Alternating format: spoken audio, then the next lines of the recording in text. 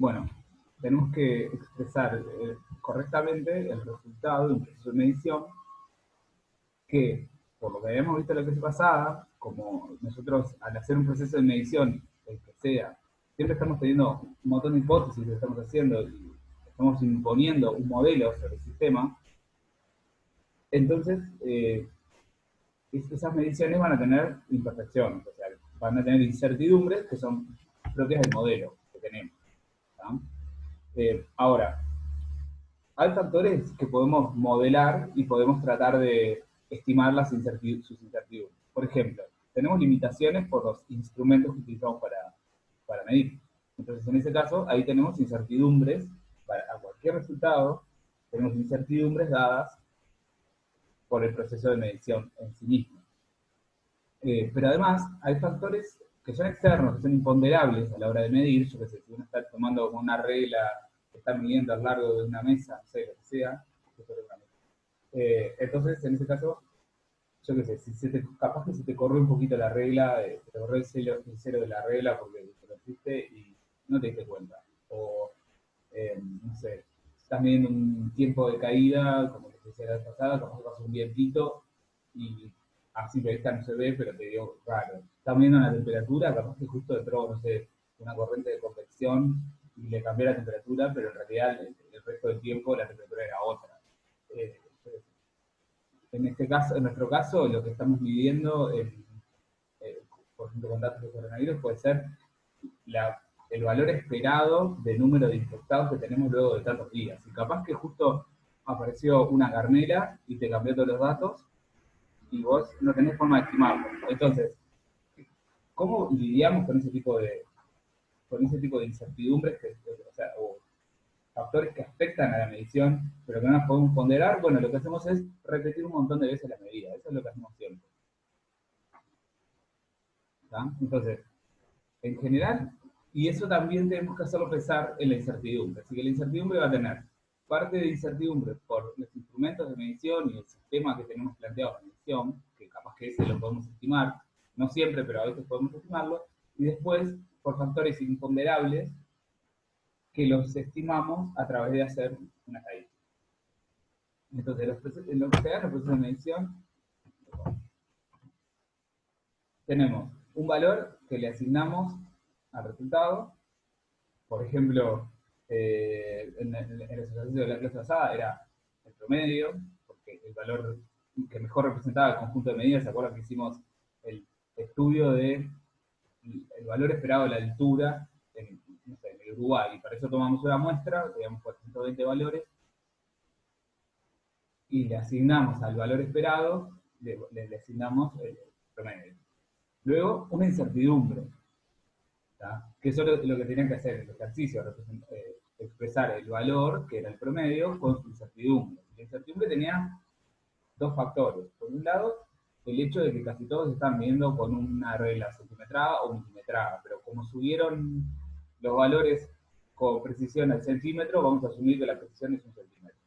Y tiene sentido porque en realidad siempre tenés problemas de alineación, algunas otras cosas, entonces si tratás de medir al milímetro y estás, digamos que estás sobreestimando tu sistema de medición. Y por otro lado tenemos las unidades, que siempre hay que colocarlas, si no, no es un resultado físico, era lo que les decía la otra vez. Si uno no coloca unidades en el resultado de una medición que debería tener unidades, es como no haber puesto el resultado directamente. Lo mismo con la incertidumbre. Si se puede estimar la incertidumbre y no le asignaron incertidumbre, es como no haber puesto el resultado para nada, porque no, la incertidumbre te da, y las unidades además te dan información sobre el sistema de medición. Y una medición no es nada sin el sistema que lo rodea. O sea, sin información sobre el sistema, da igual si yo te estoy diciendo esto vale tanto o esto vale de otra forma, si no te digo cómo lo medí. Entonces no nos da ningún tipo de información. Y eso hay que tenerlo en cuenta siempre. Bien, está, esto por eso no importa. Bueno, una diferencia que me gustaría, que la clase pasada no se las mencioné porque no es necesario, pero esta vez capaz que ya podemos ver, es la diferencia entre precisión y exactitud. Vieron que yo la clase pasada siempre les hablaba de que el sistema tenía, o el instrumento de medición tiene cierta precisión. Nunca les dije nada sobre exactitud. En realidad, la precisión, por ejemplo, es la precisión, bueno, acá dice como el dispersión de conjunto de valores sostenidos.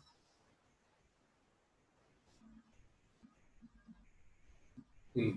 En realidad, hay dos formas de definir precisión. La precisión es la apreciación del instrumento, eso por un lado. Y por otro lado es qué tan cercanos están distintos valores que uno toma de una misma medición, qué tan cercanos entre sí están, ¿no?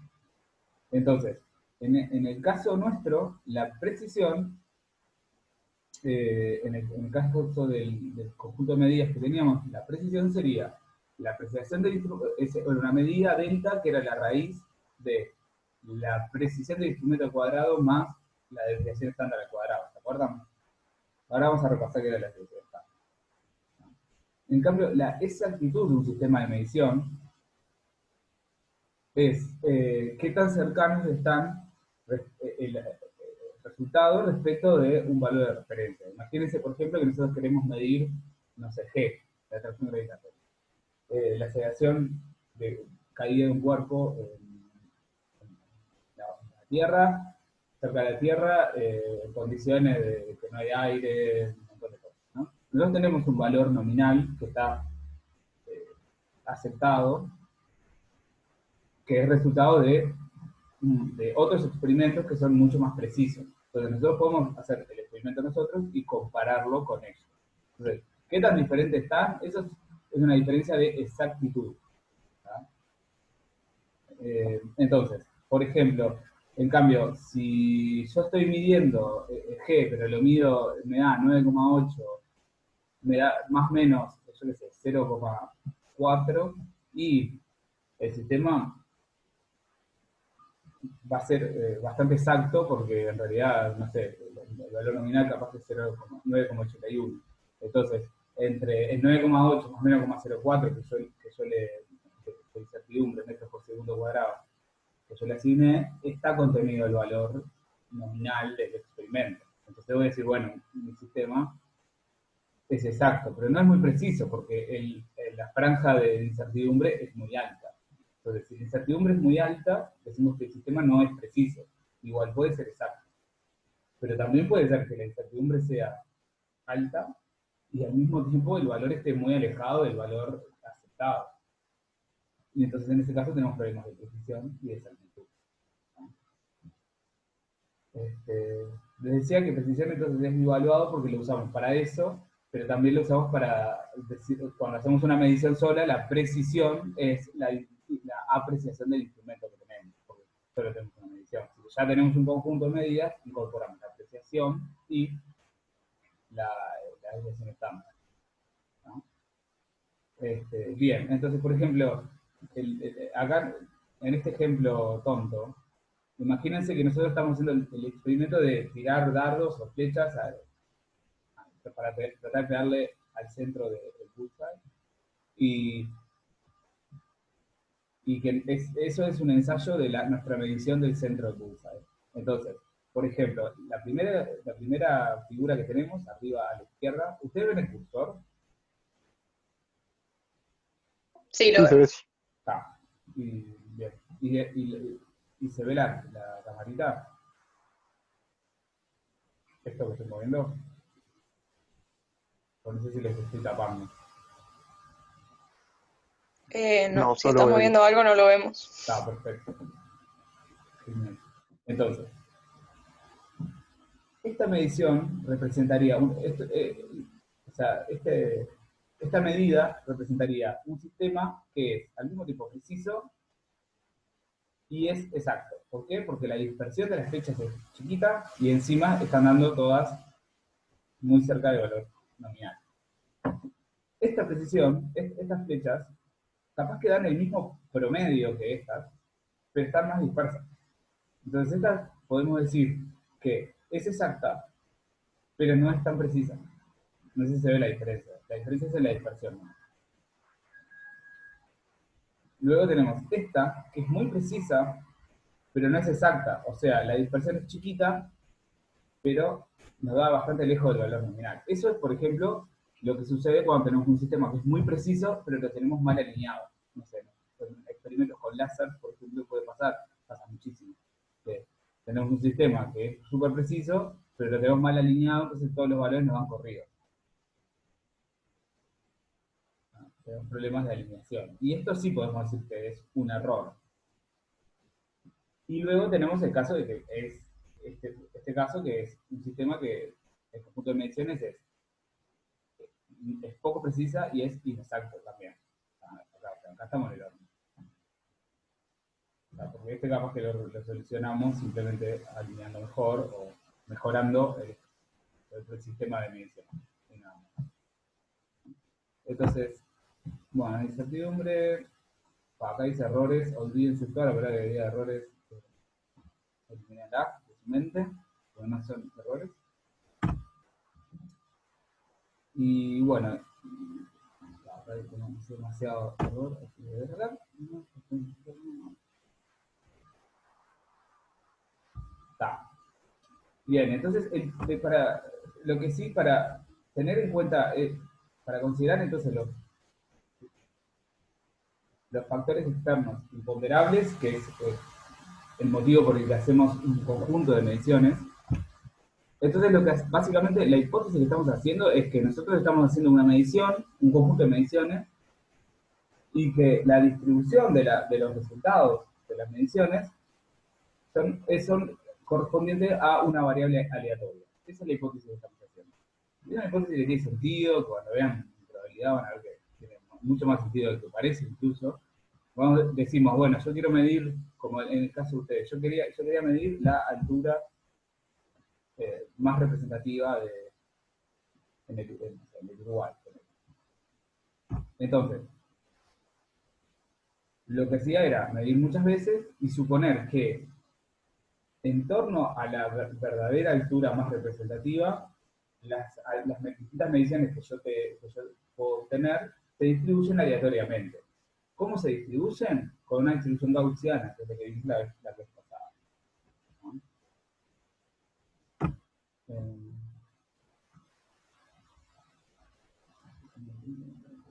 ¿Y eso pasa siempre, Rodrigo? ¿Siempre con esa distribución? No, no siempre. Vamos a ver sistemas, capaz que vemos pues, de hecho, esta clase vamos a ver un sistema donde la distribución no es gaussiana. Pero en general, la primera hipótesis que uno hace es que la distribución es gaussiana. Después, por ciertos problemas, una vez por cómo hace el sistema de medición, uno puede inferir en qué caso la distribución es gaussiana y en qué caso no. Pero la hipótesis a orden cero siempre es que es gaussiana. Y después lo testeas. Después testeas, haces un conjunto de mediciones y ves, hacer los histogramas y ves más o menos si se corresponde a una distribución gaussiana o no. Pero entonces, lo que hacíamos en la clase pasada es asignar el promedio como el valor más representativo, que esto también, no siempre el promedio es el valor más representativo del conjunto de medidas. Vamos a dar ejemplos, capaz que no.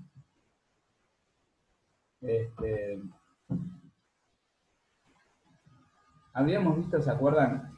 Que la incertidumbre asociada a los factores externos imponderables la calculábamos como la desviación estándar, que era lo que estuvimos discutiendo y deduciendo la clase pasada, que básicamente cuando teníamos el conjunto de las alturas, la desviación estándar era hacer el promedio, por eso tiene un 1 sobre n acá adentro, de la suma de todas las alturas menos la altura promedio al cuadrado.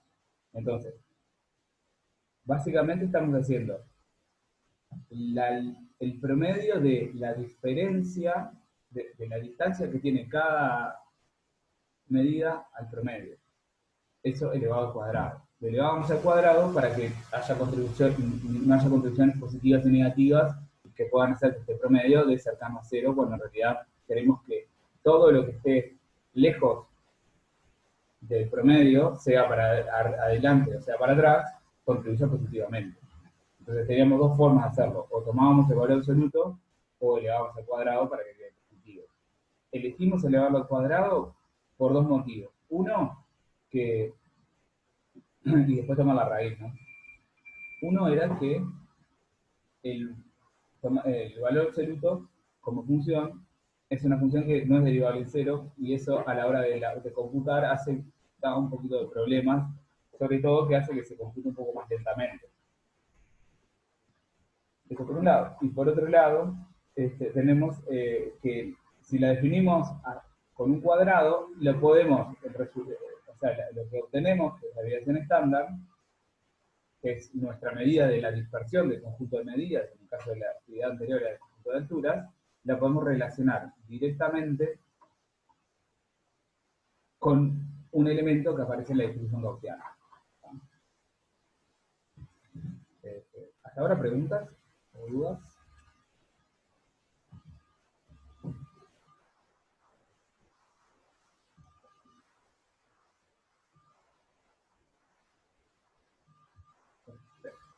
Bien. Entonces se entiende la lógica que hay detrás de la división estándar, ¿no? Estamos diciendo el promedio, la distancia, el promedio de la distancia de cada valor al promedio, básicamente. Eso sí, entiendo bien, es para que cuando vos tenés un valor promedio que no se ajusta a la realidad, es decir, porque el promedio vos lo sacás del máximo y el mínimo sumados dividido la cantidad de elementos, digamos. No, en realidad sería, ¿Sí? el promedio es, voy para atrás, un segundito, es todos los valores sumados dividido la cantidad de números. O sea, si tenemos las 420 alturas sumadas, dividido 420. Ah, está. Con todos los valores. Pero en sí eso es para ajustarlo mejor, digamos. No sé. Esto es para medir de alguna forma si ese conjunto de alturas está muy disperso o están concentrados alrededor del promedio. ¿Qué pasa si están concentrados alrededor del promedio? Bueno, esta diferencia entre cada valor y el promedio va a dar un valor chiquito.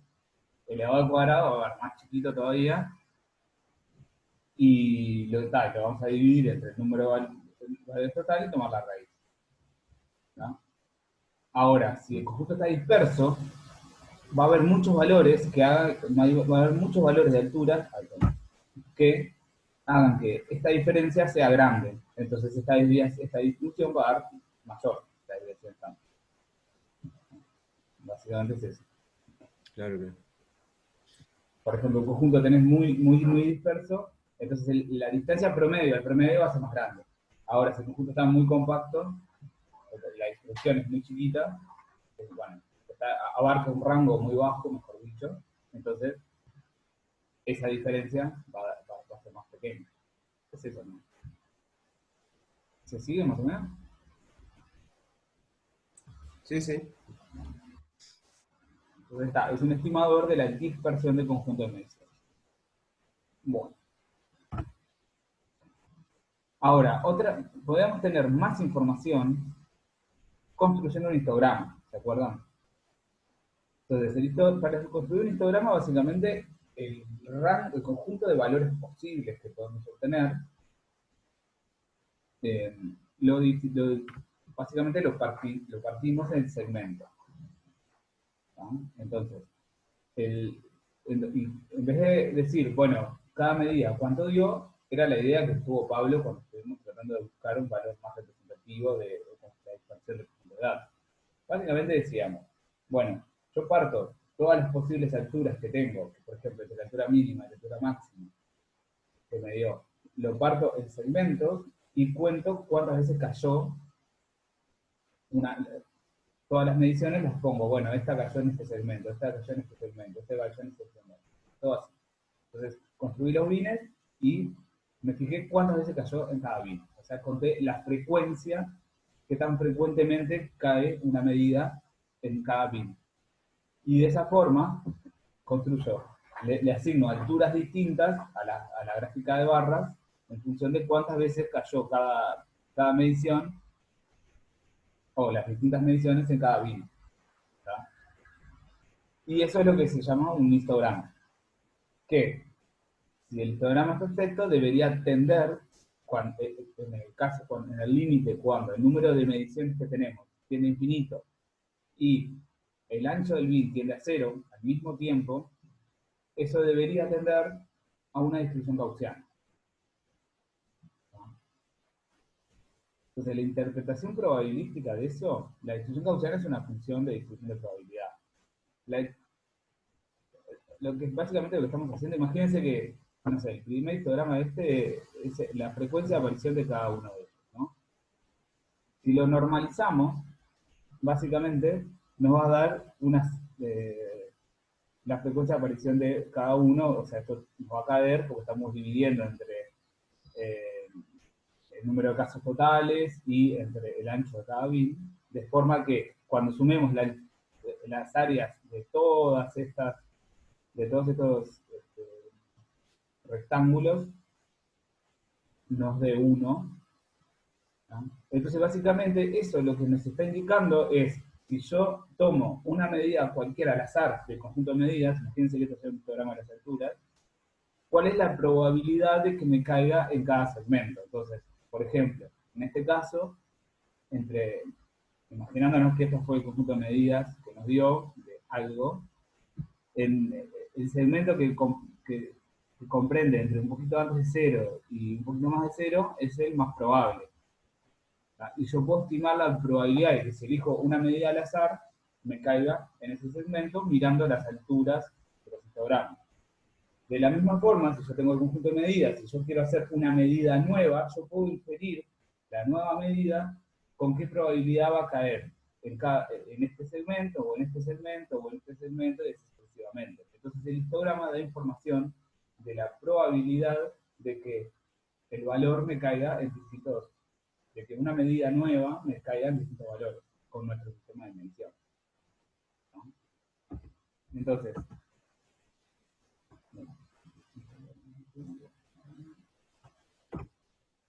básicamente, como les decía, en la hipótesis de que esto se corresponde con una distribución gaussiana, que no siempre es cierto, básicamente la distribución gaussiana lo que nos está diciendo es que la probabilidad, imagínense esta grafiquita que tengo acá abajo, está centrada en 0, ¿no? Entonces se corresponde con una medición que el valor promedio da 0.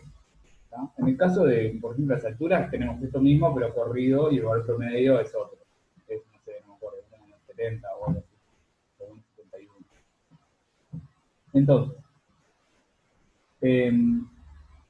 básicamente nuestra distribución está centrada en 0, y lo que nos está diciendo la distribución gaussiana, que es una distribución de probabilidad, y ahora vamos a ver algunas de las propiedades, nos dice que la probabilidad de que al hacer una nueva medida nos caiga entre el valor promedio, en este caso 0, menos sigma y el valor promedio más sigma, es 68,2%.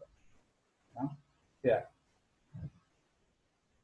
en la probabilidad de que caiga entre el valor medio menos 2 sigma y el valor medio más 2 sigma, recuerden que sigma es la desviación estándar, es 95,4%. Y entre valor medio menos 3 sigma y valor medio más 3 sigma, la probabilidad de que nos caiga en ese intervalo es 99,8%. Así que, básicamente, esa es la interpretación que tenemos de la distribución gaussiana.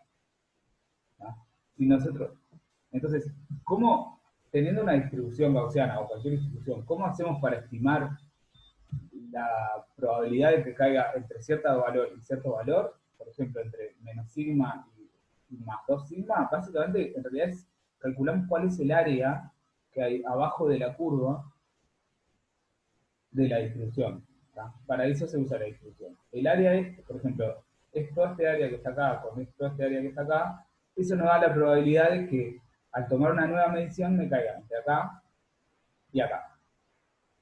Y calcular el área debajo de esta curva es integrar, básicamente. Es integrar la distribución entre este valor y este valor. ¿Ya vieron integración en cálculo? Ese es el siguiente tema, lo vamos a ver ahora. Ah, te van a ver. Bueno, van a tener un montón de ejemplos. Justo para la distribución gaussiana no hay una primitiva a partir de funciones conocidas. Así que no lo van a ver como ejemplo. Porque integrar a la menos x cuadrado, de tratarlo con función de gamma.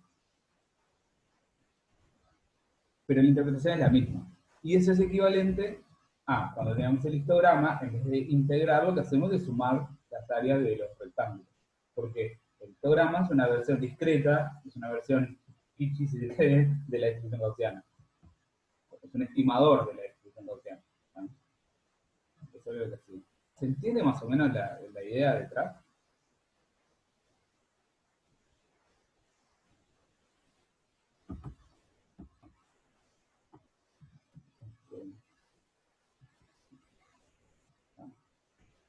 Básicamente, además,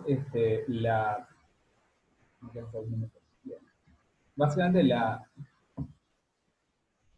una propiedad que tiene que cumplir sí o sí una distribución cualquiera para que sea una distribución de probabilidad es que cuando la integrás en todo el espacio en el que podés integrarlo, por ejemplo, una distribución de probabilidad para las alturas, y capaz que no es gaussiana, bueno, lo que tiene que cumplir para que sea una distribución de probabilidad es que si calculás el área abajo de la curva, de toda la curva, eso de 1.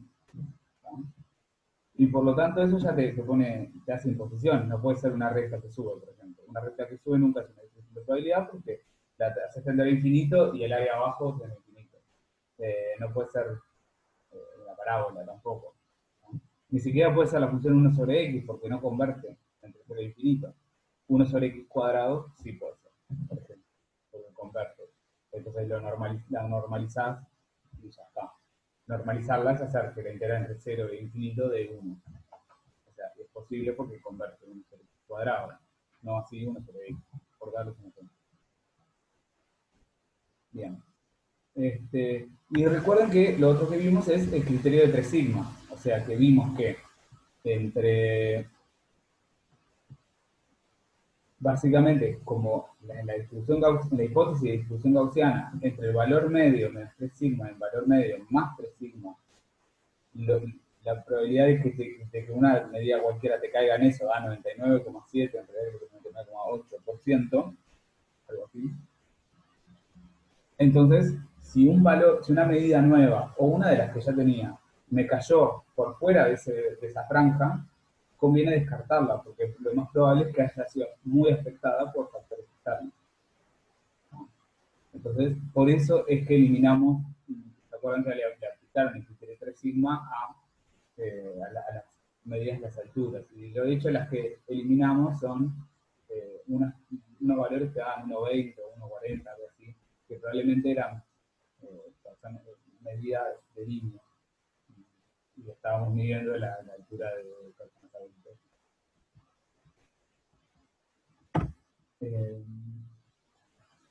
Bien, tenemos eso. Y luego, lo que les pedía es representar el resultado. El resultado total era, primero había que calcular la incertidumbre total, que es la raíz cuadrada de la incertidumbre debido a los factores externos y ponderables, que son básicamente la desviación estándar al cuadrado, que es la varianza, más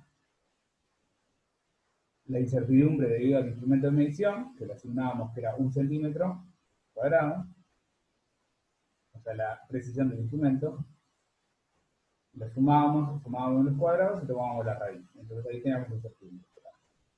Una vez que tenemos la incertidumbre total, el resultado del proceso de medición va a ser el valor que nos dio, que es el promedio, más menos la incertidumbre total, y afuera, y eso entre paréntesis curvo, y afuera, o resto si quieren, y afuera van las unidades. Entonces acá tenemos, en el valor tenemos información sobre el valor nominal que nos dio el proceso.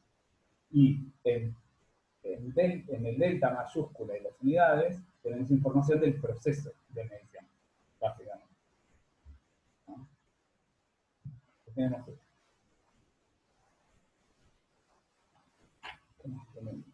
¿Se entiende más o menos? ¿Preguntas?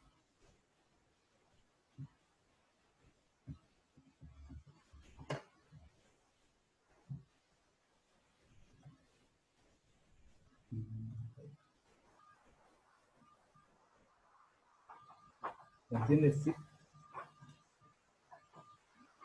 No entendí la pregunta.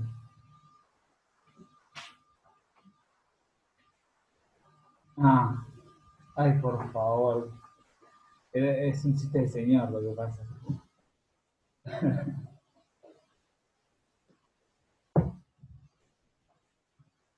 Igual yo tampoco lo agarré, estoy en el horno. Bien. Este, bueno, lo otro que tendríamos que ver es, ¿todos respondieron el cuestionario? ¿Algunos? Si podés responderlo, porque era obligatorio. ¿Cómo? ¿Qué cuestionario? El cuestionario de que estaba Eva, que había que responder para hoy. Sí, sí, sí. No.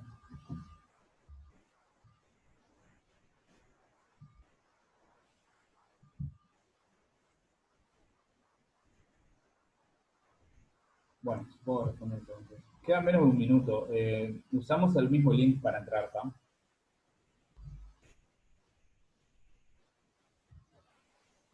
Bueno, vamos a verla, por lo menos, ahora cuando arranque la nueva sesión, hacemos la respuesta al cuestionario. Bueno. Si quieren nos salimos y iniciamos de vuelta ya. ¿No?